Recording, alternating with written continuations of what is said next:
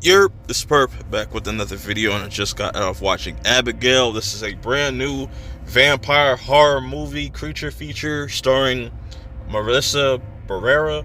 And with all the controversy going around with her, it was really dope to kind of see her in something outside of Scream and it being also another horror movie. Now, right off the rip, I'm just gonna jump into it.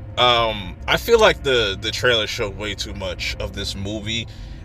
There were some surprises and stuff like that. There were some moments in here that was interesting. But let me break down the story.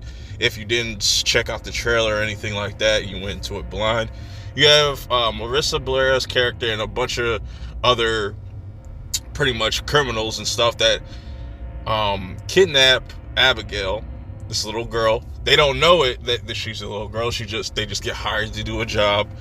There's some money and they gotta stay overnight for some odd reason. That would have been a red flag for me. And then the movie starts, and it kind of starts off like it takes a minute to kind of get going. It almost has like this murder mystery vibe to it in the beginning, and I wish that's how the trailer was cut.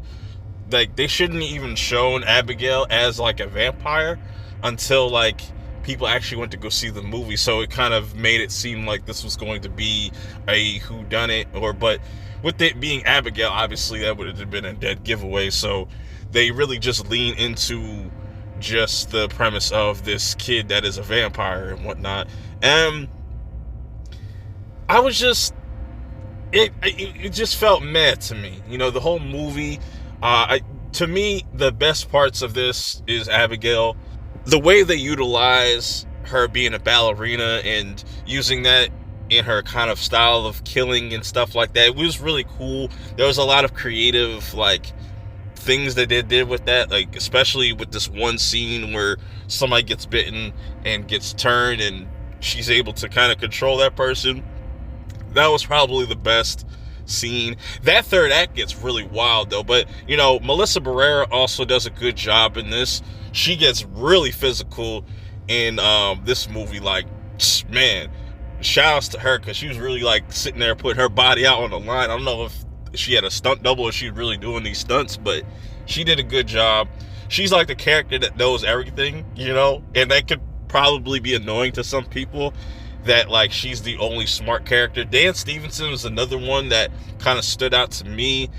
It's just, I feel like the trailer just showed way too much. I just feel like, there wasn't that much left on the table to kind of be surprised about or shocked out. I never felt shocked or ooh. Even the reveal of Abigail's father, we already kind of knew going into this that she was going to have some type of connection to Dracula, even though he doesn't go by Dracula in this movie, but we already know, it's very predictable. You know what I'm saying? Going to this movie, it's very predictable. The other characters outside of Melissa Barrera, the girl that plays Abigail, and Dan Stevenson, you don't really care about none of their characters.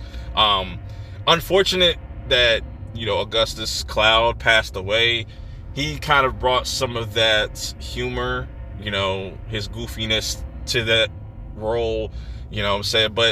And I was a little disappointed with some of the kills. Now, granted, how certain characters get killed off are interesting, but others, sometimes they cut away or just show, I hate when horror movies just cut away from the kills, actually show the kill, man.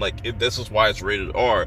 And just felt a little underwhelmed just towards the end, even though I feel like I like the second half more, because when it gets down to a few characters, it just becomes more enjoyable. Because the beginning of this movie really drags. It's just nothing really interesting. I don't care what's going on with a lot of these characters, and it's just taking way too long to get to specific kills, or taking way too long to kill people.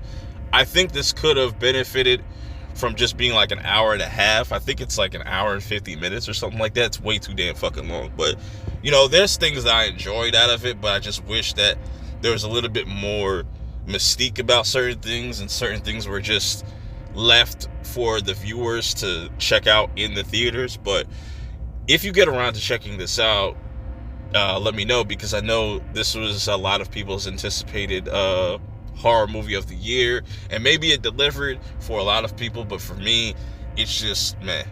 I do, however, want to see Melissa Barrera in more horror, because I definitely think that she fits really well with the genre, more than doing like dramatic roles and stuff like that. Maybe even step into the action role and stuff like that. But yeah, till next time, I'll see y'all in the next video. Peace.